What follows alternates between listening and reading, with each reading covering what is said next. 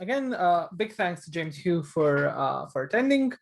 James Hugh was an excellent debater for the USA national team, correct?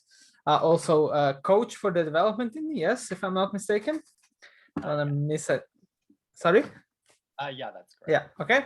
Excellent. And now is a debate trainer and just an all-around very great person and excellent debate coach. Okay, any word I say and James doesn't is a word wasted. So take it away. And I hope everyone has a great time. Yeah, so I guess that introduction pretty much sums it up. Can everyone hear me all right? You're a little quiet. A little quiet, okay. Okay, give me 1 second. I'm gonna try to connect my headphones because my computer is this is an old computer. Yeah, no problem, no rush.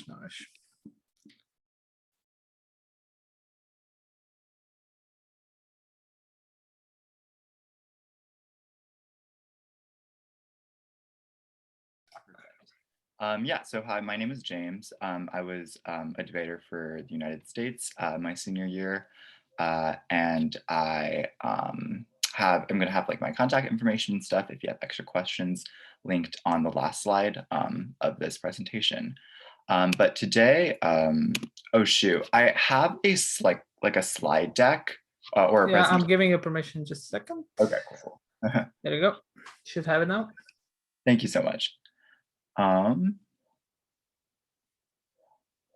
There's a share screen button at the bottom. It should be green. Okay, yeah, gotcha. Yeah, so today, basically what I wanted to talk about was two things.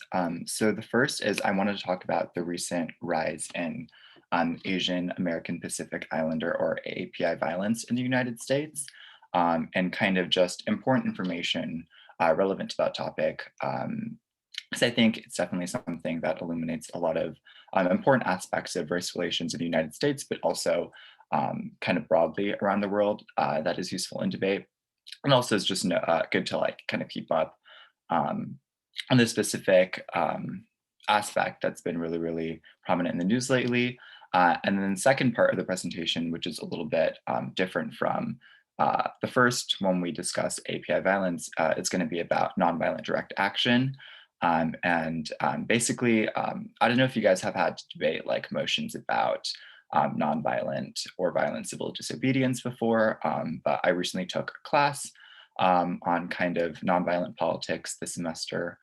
So I thought it might be useful for everyone to talk about nonviolent direct action and its kind of role in the civil rights movement in the United States. Yeah, so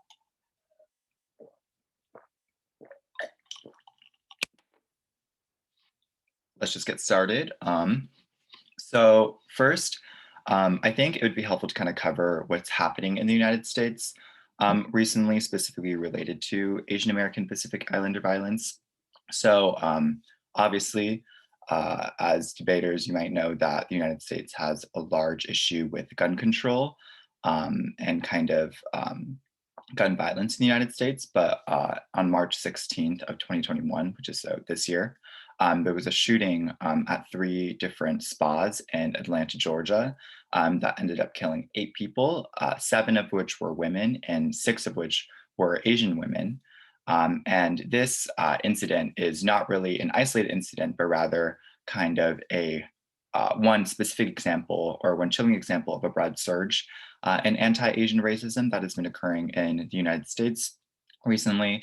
Largely, one of the reasons for the spike is because of the type of messaging that former President Donald Trump has used about Asian Americans, and kind of using terms like the Kung flu to describe the coronavirus, almost vilifying or kind of blaming China in the process for it. So a statistic here from the Center for the Study of Hate and Extremism says that in 16 of the United States' largest cities, acts of violence targeting Asian Americans have increased 149% in 2020 alone. So that's kind of clearly illustrating the really broad rise in violence and hate crimes specific to Asian people in the United States. Right. So with that, the federal government and kind of our national government has drafted a response to this rise in Asian American violence. And the Senate, so just as kind of like a reminder, the United States government system is a little bit weird. So there's like two kind of houses in the national government. So there's the Senate and then the House of Representatives. And a bill or a piece of legislation can originate in either one of these houses, but it has to be passed by both before it gets to the president, uh, after which it is signed or not signed, and then turned into a law or not turned into a law. So we're at the first kind of step in the process right now in the Senate. Just voted 94-1, which is kind of a huge and very clear margin. Bills don't usually pass with so much bipartisan support from both Republicans and Democrats, but this one did. And they voted to pass a bill that has been spearheaded by Representative Grace Meng and Senator Mazie Hirono, um, kind of dedicated to resolving or attacking this issue of anti-Asian American violence in the United States. So this new bill or piece of legislation would create a new role at the Department of Justice dedicated to prosecuting COVID-specific hate crimes. And it would also give more funding to local and state governments to kind of strengthen the process of hate crime reporting. Just to note though, the bill has faced backlash for a number of other things. So for one, the second part of what the bill does, which gives funding to local and state governments to strengthen the process of hate crime reporting, some argue gives more power to the police, which have oftentimes been involved in incidents that increase racial violence. So generally, an increase in policing has been seen with a kind of increase in associated racial violence as well. So a lot of people are criticizing the bill for that. But more broadly and more generally than that, I think the issue with kind of solving these issues of racial violence, as well as just broad racial issues in any country, not just the United States, is that like oftentimes we have these very reactionary responses to it. So if you look at kind of what this bill does or what this legislation does, it's mainly focusing on kind of solving the symptoms of the problem. So how to better get these hate crimes in these incidents reported rather than how to stop them from happening in the first place. And as a reminder, a lot of violence against a lot of racial groups and Asian Americans specifically is done and propagated and perpetuated by the state or the government, which extends far beyond kind of the usage of Kung Flu to describe the coronavirus. And that's something I want to talk about later in the presentation. But I think it really proves that we have to have a more education-based solution to a lot of the racial tensions that exist in the United States. But also this can be applied obviously to other countries abroad as well.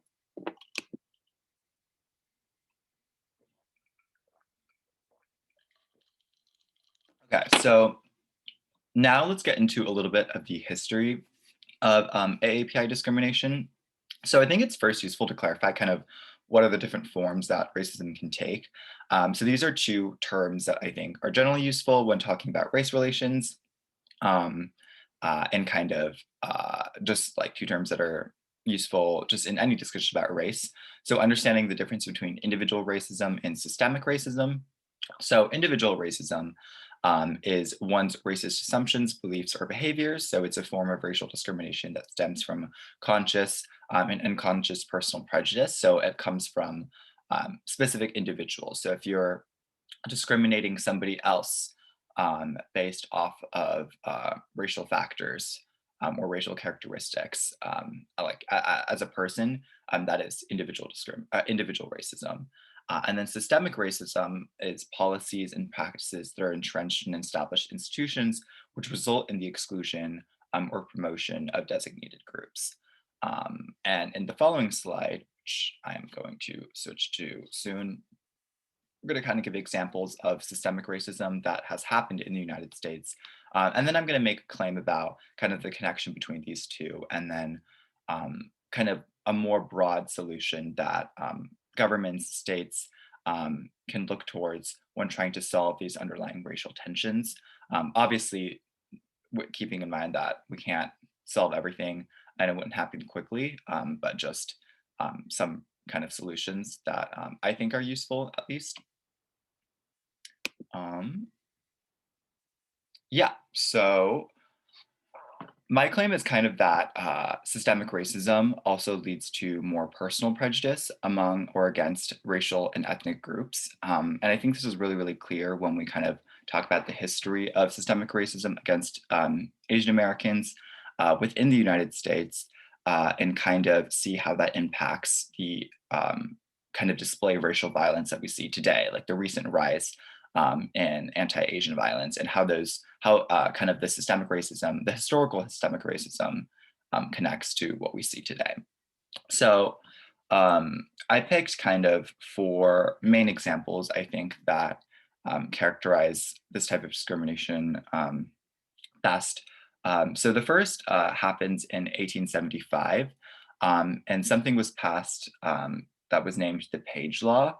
And this law basically denied Chinese women access to the United States under the kind of like unfounded or like unbased assumption or suspicion that all Asian women or all Chinese women were prostitutes.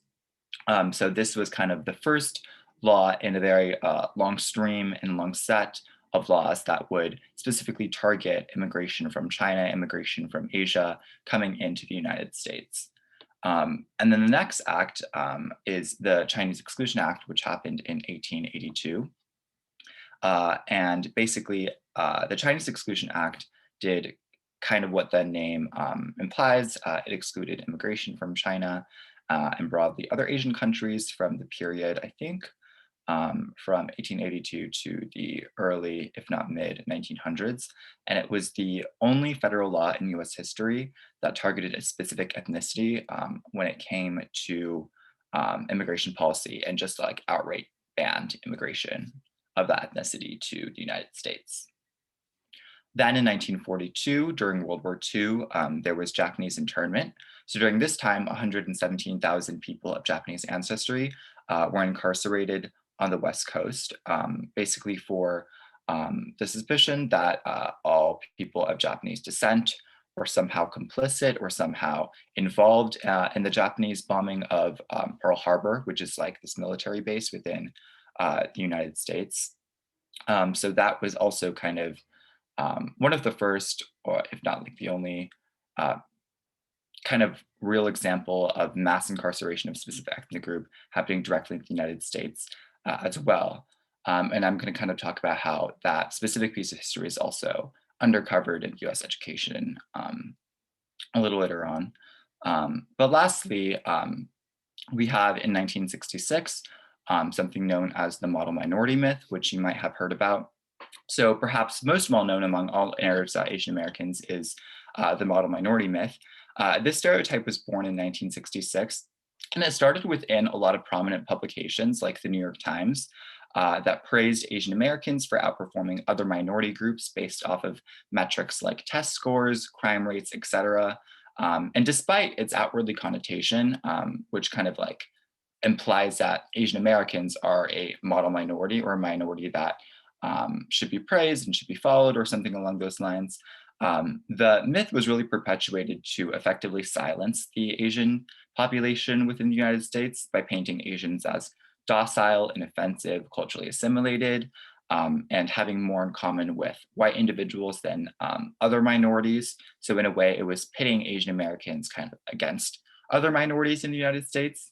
And the long list of this narrative's kind of negative impacts is probably topped by the fact that notions of Asian passivity and the fact that Asians kind of like don't really fight back, which are perpetuated by this narrative, help embolden racially motivated attacks whose attackers are under the impression that Asians won't fight back and will remain passive, which kind of gives them more agency and more motive to go forward with the attack in the first place. Are there any questions so far? I've kind of been just covering stuff that's more historical, but does anyone want me to like slow down or anything? Okay, cool.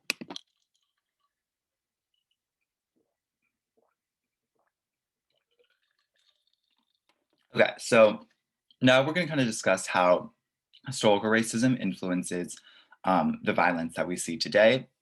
So this is the claim that I was making earlier about how a lot of systemic racism in the United States and around the world leads us to have implicit biases and associate certain racial groups or ethnic groups with kind of certain prejudices. And those prejudices inform the racism that is ongoing and the violence that is ongoing. So first, the Page Law. So this is kind of the first law we talked about that banned Asian women access to the United States under the suspicion that they were all prostitutes. So the Page Law kind of started this long, winded narrative in the United States that Asian women specifically are to be sexualized and fetishized because the law itself was excluding Chinese women under the assumption that they were prostitutes or that they were kind of inherently immoral in a way.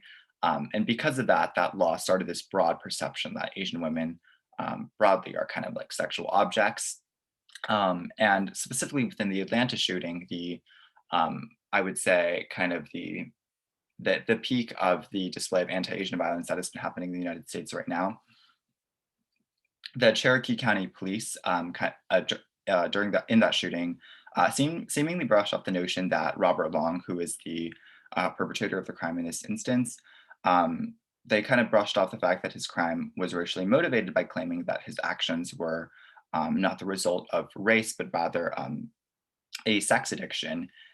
However, that in and of itself kind of concedes that Asian women have been exoticized and fetishized, which explains why they're the predominant victims of a crime provoked by kind of uncontrollable sexual desire, which is what they're kind of saying about Robert Long in this case. So it really speaks to how this Page Law, which is a legislation that basically nobody knows about in the United States, like we don't learn about this in schools, it's not taught to us in US history, it's really left out of education.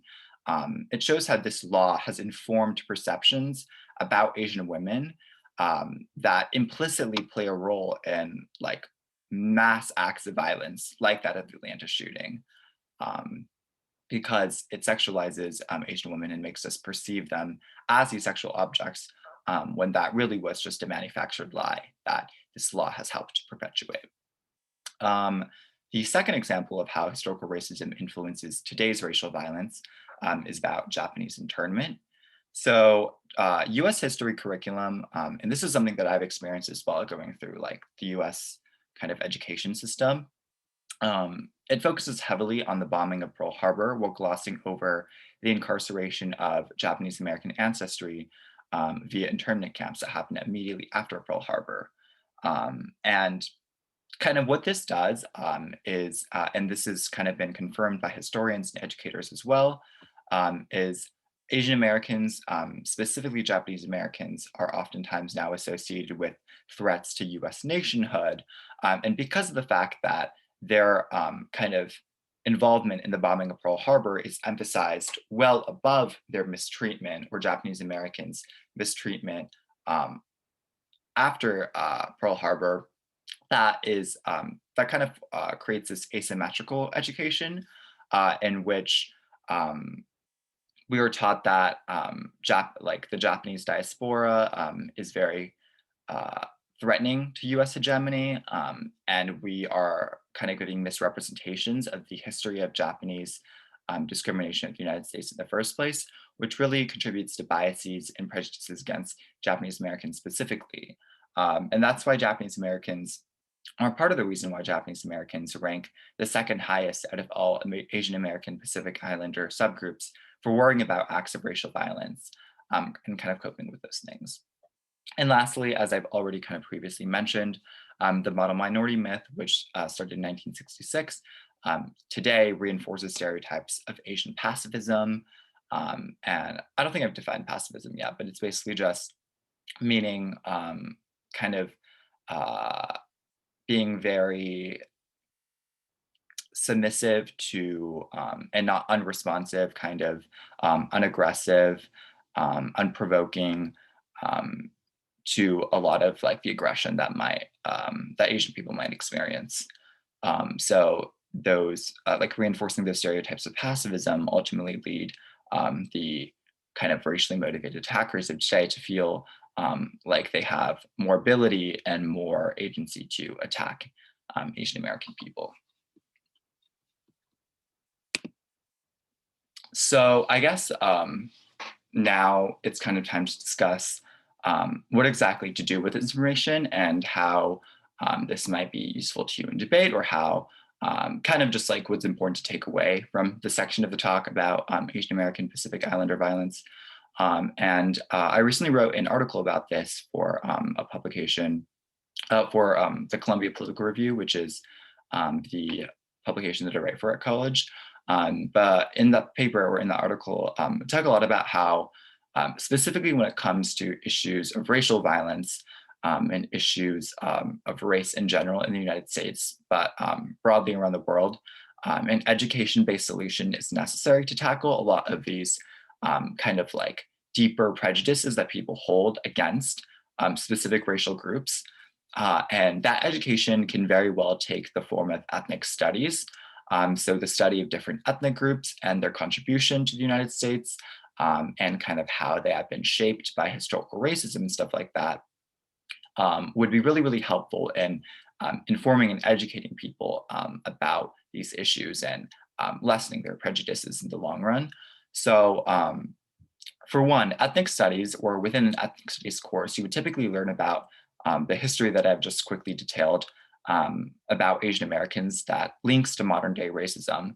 And learning about this history makes clear that certain generalizations about specific racial groups are literally just like manufactured lies, or kind of exist because of certain policies that were passed by the government, or certain narratives that were perpetuated that don't have anything to do necessarily with the truth, but were advantageous for the person spreading them or the actor spreading them at the time, whether that be the government or a publication like the New York Times.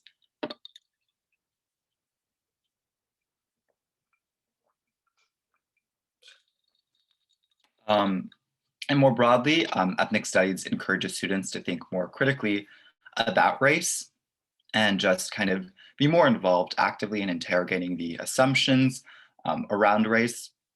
I can also later on send you guys kind of a link to the article where I talk more specifically about these types of solutions, or what exactly kind of like more deeply, like the research behind why ethnic studies is an important part of the solution to Asian American, but just racial violence in general. But yeah, I think oftentimes this is something that is really, really under discussed. And funnily enough, like a lot of the movement to get ethnic studies curriculum instituted within colleges and at the university level really started with these protests at San Francisco State University between Black Americans and Asian Americans within I believe it was the 60s as well. So it's really, really during periods of intense kind of like racial tension and conflict that ethnic studies gets the political capital that it needs, or gets the attention that it needs to be properly instituted and to be kind of implemented on a widespread scale, which is why I think now more than ever, it's important to push for and look into the value of ethnic studies, not only in the United States, but in other countries around the world as well, in solving a lot of the racial tensions, or at least kind of mitigating those racial tensions that exist. Okay. Are there any questions based off of that section of talk? I'm sorry, this isn't like super interactive. I kind of like planned it more lecture style, but does anybody have any questions or anything they're interested about? It's great, James. I do have one question, if you don't mind. Yeah. When you talked about education being kind of the way forward as a solution to address issues that arise from, like historical perspectives on race, correct me if I'm wrong, but I think oftentimes I feel like when these issues do come up, a certain element of the issue is also that these perceptions about like the positions of each race in society, or whatever else you want to call it, are also to a certain extent ingrained in the minority itself, so within the members of the minority. Would you say that there's there's a relevant element here that this education doesn't just have to be constrained to, the rest of society learning about these minorities or about the history of abuse, etc., but also has to include, I'm sorry, education of like, for example, perhaps new minority members that might move to the US, right, about their rights and similar things, right, that they shouldn't accept, this position of, I know, as you put it, like the model minority, just quiet, work hard, etc. Yeah, I think that's a really excellent question. And you actually get to something that I did want to talk about a little bit, which is that, yeah, like these types of narratives, and specifically the model minority myth, oftentimes kind of members of that minority itself do buy into those narratives. And I think the model minority myth is a great example here, because it's something that if you don't like do a lot of research into it or don't really like think about the implications, it does initially seem very positive, which is why a lot of the times Asian Americans self-affirm the model minority myth. So they kind of will believe or buy into notions that Asian Americans are the model minority. And that leads to a lot of kind of secondary impacts as well. So I don't know, I think I briefly mentioned this, but the model minority myth has been used repeatedly as kind of a wedge between minority groups, but specifically Asian Americans and Black Americans. So many Asian Americans, because they've been really misinformed about the history and the meaning and the kind of point of the model minority myth, and like how it started, have used it, I guess, first, like the existence of model minority implies the existence of a bad minority as well. And oftentimes, the facade of Asian American achievement in the United States has been weaponized to kind of downplay the role of systemic racism in the achievement of other minorities, specifically Black Americans. So a lot of the times, Asian Americans will kind of self-affirm or buy into the model minority myth as a way to define their superiority or define their cultural superiority over that of other minorities, specifically Black Americans, which is kind of problematic, obviously, in and of itself. So part of, and this is, I talk about a little bit in the article, but part of the reason why ethnic studies is so important is because it would also include kind of the teaching of these narratives and the harmful history of these narratives to the minority group members themselves, so they don't risk kind of self-affirming or buying into these narratives that will ultimately end up harming them anyways. As a side note, kind of like the reason as to why higher levels of Asian American achievement oftentimes do exist in the United States is also just because of like immigration policy that has been really carefully tailored in the United States. So the modern immigration policy, or kind of from the 60s onward, have prioritized the entry of Asian American immigrants into the United States who are already highly educated. So to be able to immigrate to the United States and be Asian American, oftentimes you have to have kind of like high levels of education or employment history in the first place to get like the visa, which is kind of why you see such high levels and maybe oftentimes distorted levels of Asian American achievement in the United States. So it's not really something that is based in fact either. But yeah, so back to my original point, the teaching of ethnic studies would then, I guess my argument is, not only benefit kind of white Americans and other minority groups in realizing this history and kind of like understanding how it plays a role in modern day racism, but it also helps Asian Americans and members of the minority group itself learn more about the history as well, which has like a plethora of benefits in and of itself. So yeah, I would definitely agree with you.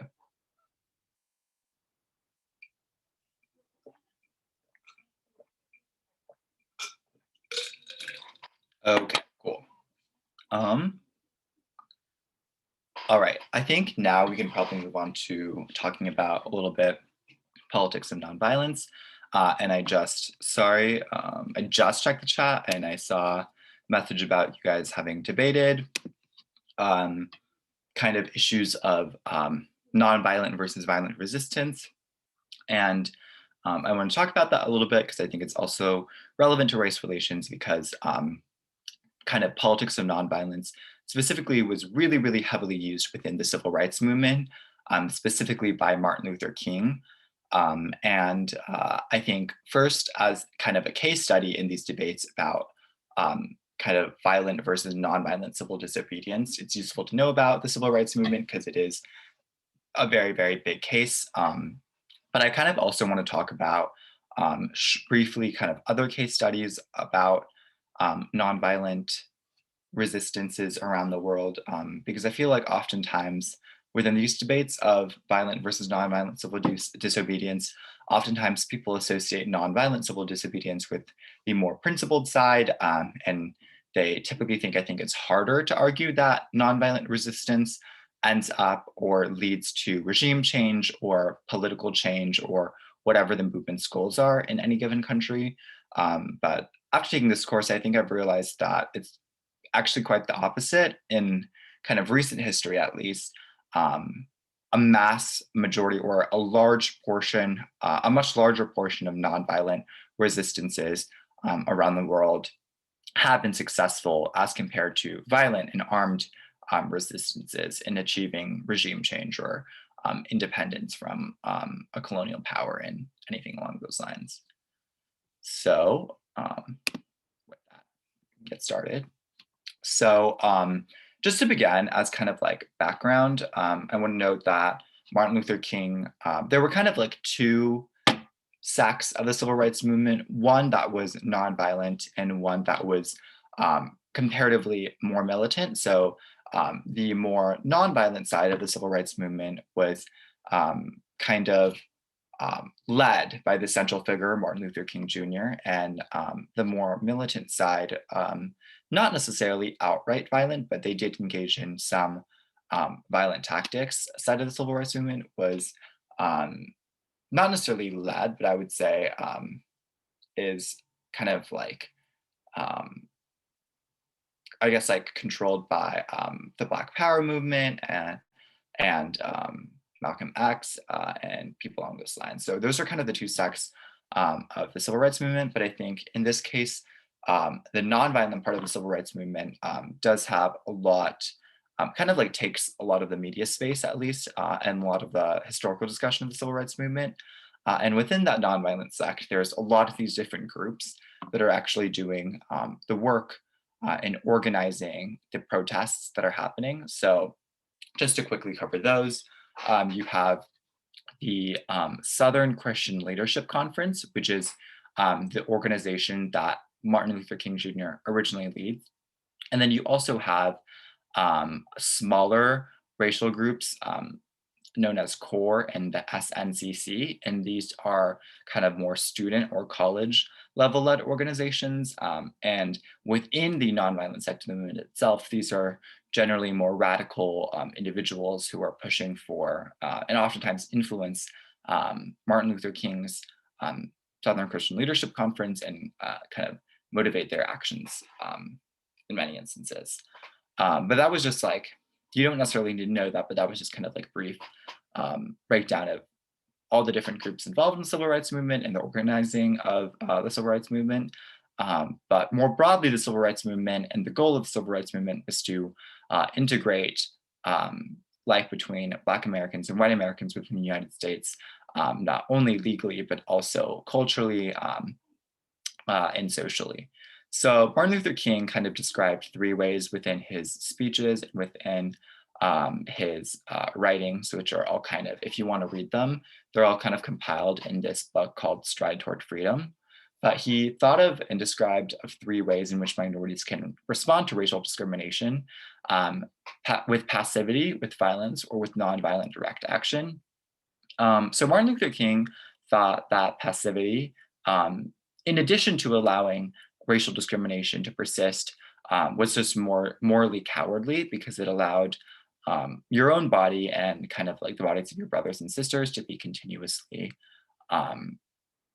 subject to violence and to racial discrimination, and your reaction to it is passive. So he thought of that as morally cowardly, but also He thought that it just simply allowed racial discrimination against yourself and your identity to persist. Furthermore, he thought that since integration, which the end goal of the civil rights movement was, required Black Americans and white Americans to live together, using violence as a form of protest would only lead to cycles of violence. So that is to say, whenever you use violent protest against a group of people that you have to live with, inevitably that will foster racial resentment and never lead to kind of long-term or real sustainable change. It will always create more cycles of violence in which the two racial groups are constantly at odds. So Martin Luther King thought then that nonviolent direct action was the only option or the best option that could persuade the quote unquote reasonable white moderate over time. Although he did concede that nonviolent efforts toward integration would be faced with extreme backlash at first.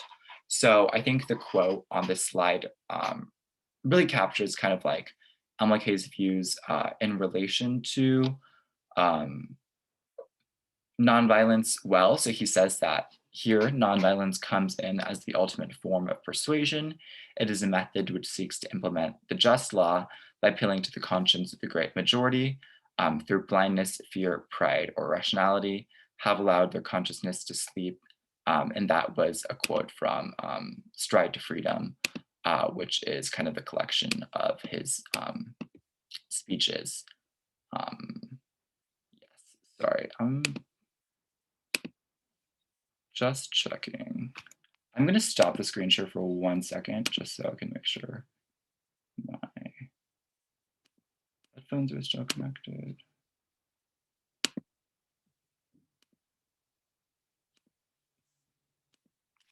Okay, cool. Sorry about that.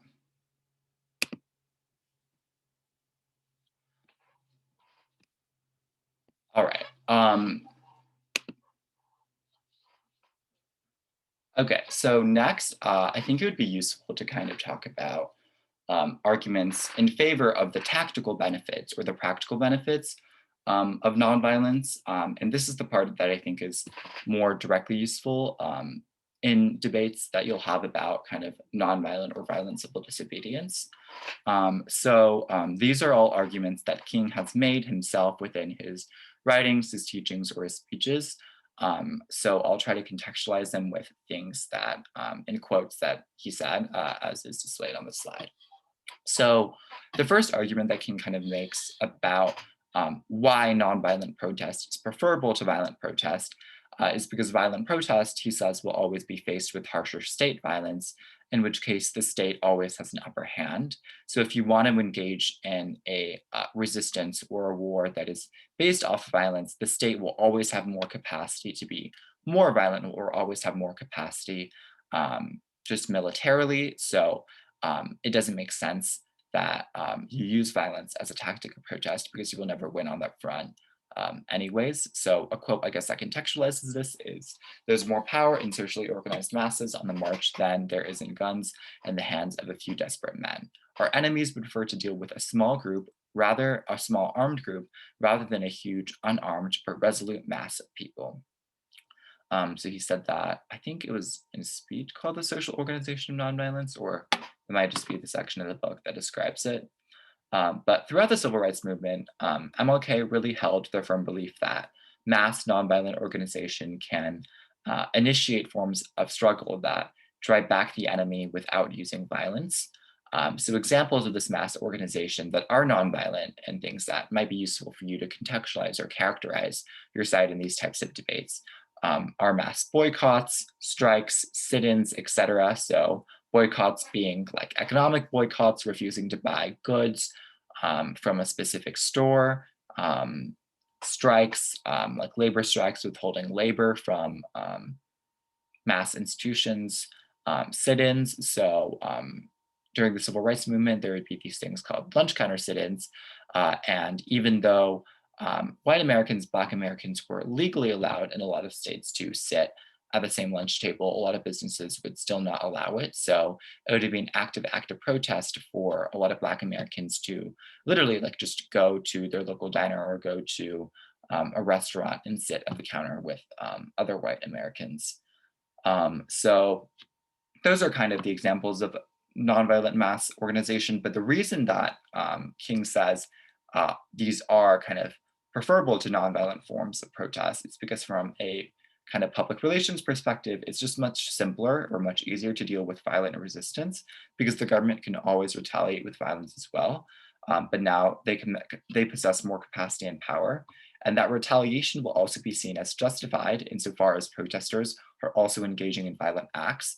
And people generally have an affinity towards peace. So they want to maintain peace and they see the state and the government, even if they are racially unjust or just an unjust government, they will see the government as kind of an arbiter and a maintainer of peace. So whenever protesters kind of affirm these perceptions of themselves as disruptive and violent, people will tend to side with the government in wanting to maintain peace, in which they will do so through kind of enacting more violence against protesters. So not only are you kind of allowing the state to exert more violence on the protesters themselves, but you're also kind of justifying that and giving them agency to justify that kind of increase in harsher state violence.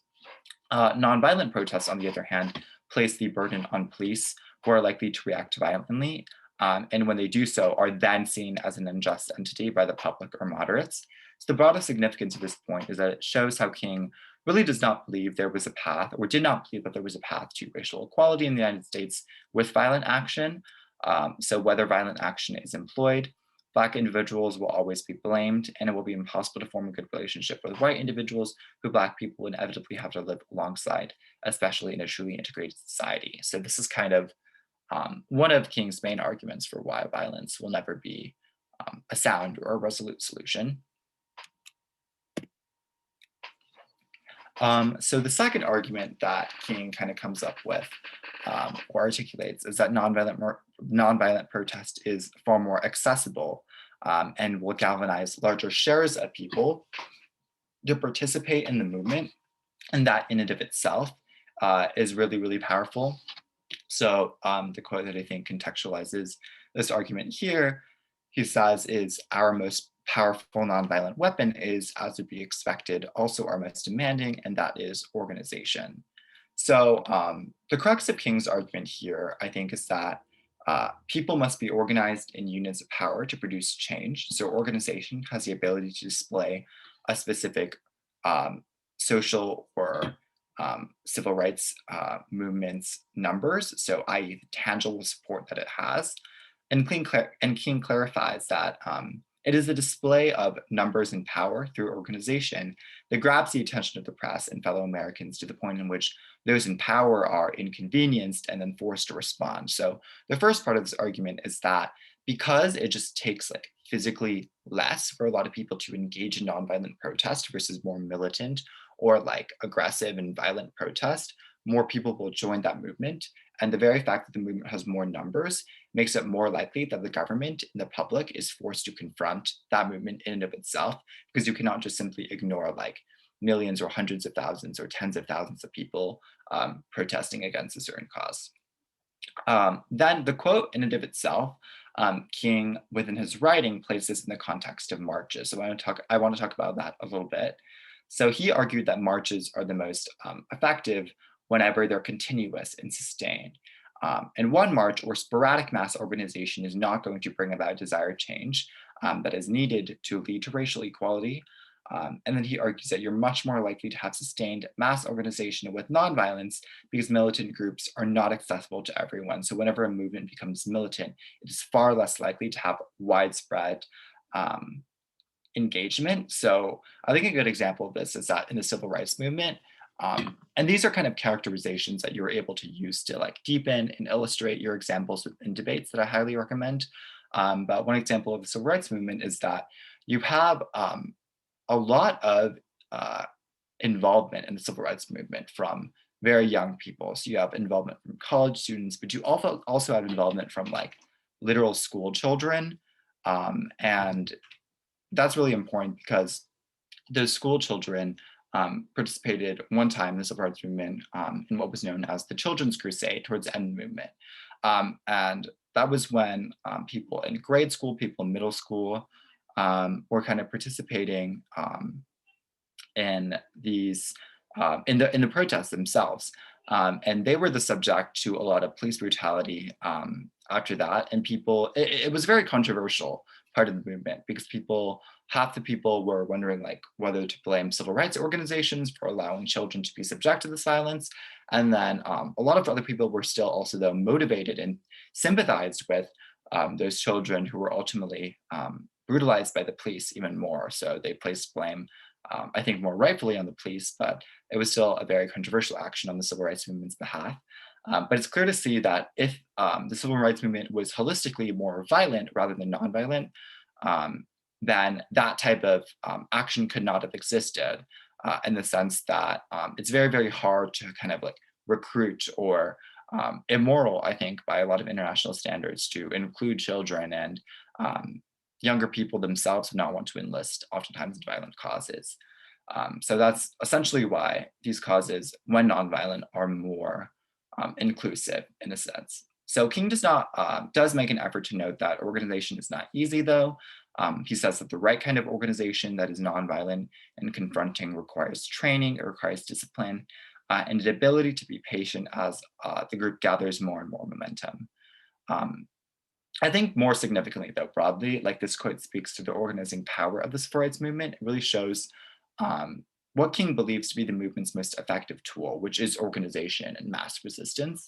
And in a deeper sense, King also believes that organization is powerful because of its moral benefit. So this is kind of an aside from the practical or tactical benefit of nonviolent politics, but he believes that, and this is a broad theme and not only Martin Luther King's teachings, but also a lot of Gandhi's teachings as it relates to his nonviolent politics within the Indian independence movement. But King believes that organization is powerful oftentimes because of the way it can transform the protester themselves and not just the kind of racially oppressive group. He argues that Black Americans can regain elements of dignity whenever they organize and conduct themselves with composure, making them feel like a more united and holistically competent force. So whenever there is violence within a group, it's more likely that there is also fracturing within that group. It is more likely that there is tension within that group. And it's also more likely that the way in which that group responds to racial violence from the oppressor is going to be less unified, versus whenever you have widespread, unified, nonviolent resistance, you're more likely to make the protesters themselves feel like a united group and holistically competent group, which also leads to not only them perceiving themselves in a better light, but probably a stronger, more effective use of their politics.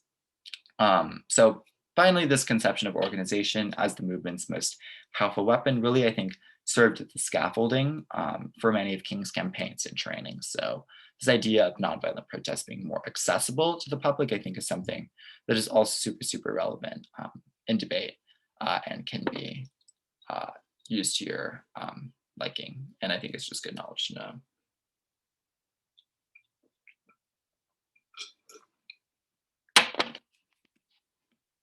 All right. The final argument about the tactical benefits of nonviolence is kind of that the underlying principles of nonviolence, which kind of rely on love and self-sacrifice and these very oftentimes altruistic principles, are things that align with religious principles that many people already buy into. So the claim that I want to make is that organized religion really provides the scaffolding for mass-scale organization in the civil rights movement. So I think one thing that really, really characterizes this well is the Montgomery bus boycotts. So the Montgomery bus boycotts is an event within the civil rights movement that happened in the 50s that really, I think, characterizes King's use of religious organization within the Southern Leadership Conference, the Southern Christian Leadership Conference, as well as like broadly within the civil rights movement. So essentially, I hope, or I think that many of you would be familiar with Rosa Parks. So Rosa Parks is this Black woman who refused to give up her seat on the bus to a white man. And after the Rosa Parks incidents came what was known as the Montgomery bus boycott, which Black Americans boycotted riding public buses because like of the incident with Rosa Parks.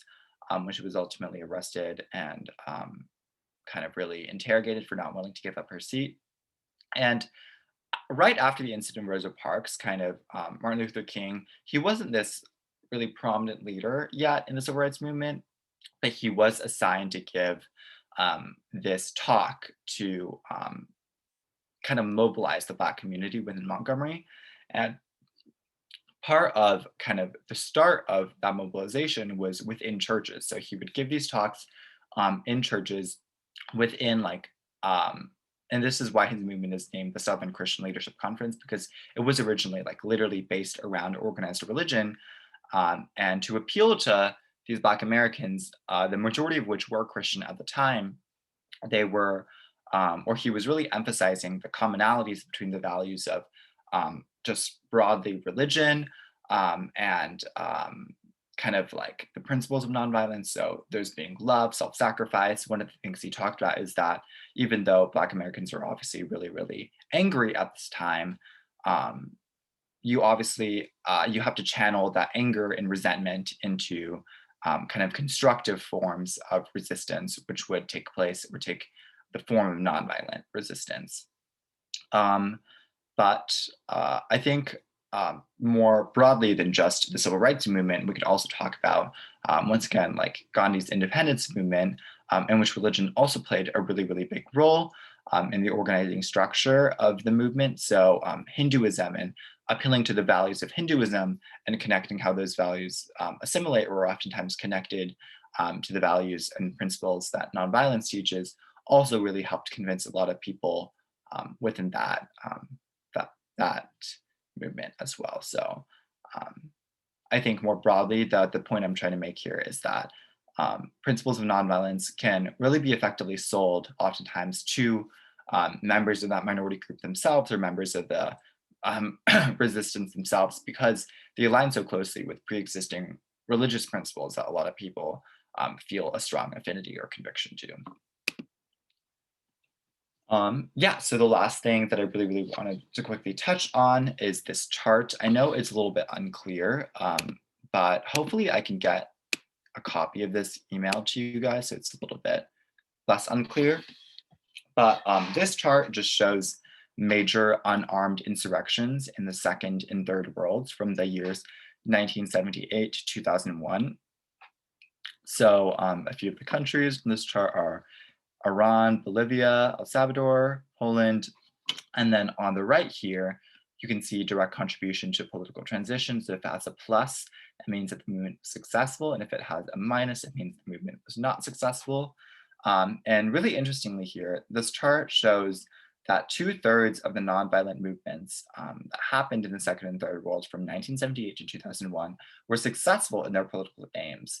So that most of the time meant regime change or independence, but it oftentimes can just mean achieving their political struggle. But it shows, I think, the efficacy really of nonviolent resistance.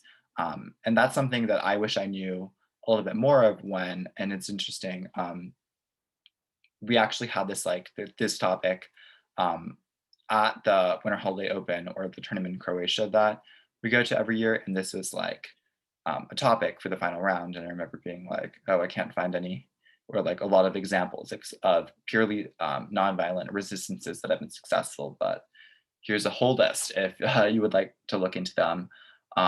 More specifically, I think it would also, just as a general note, be helpful to look into the People's Power Revolution in the Philippines and South Africa's nonviolent and partially violent movement against apartheid. So those I found particularly helpful as well as case studies. Yeah. Any questions kind of based off of that part of the presentation or any other part of the presentation, really?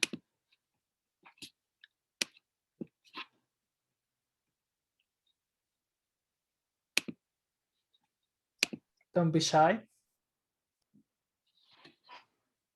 Yeah, and if y'all have any questions that you don't want to like vocalize or voice here, you can of course email me as well. My email is jh4338@columbia.edu, and I'd be happy to send you kind of like the chart on the previous page, or answer any questions you have about either AAPI violence or kind of politics of nonviolence and how that plays into debate.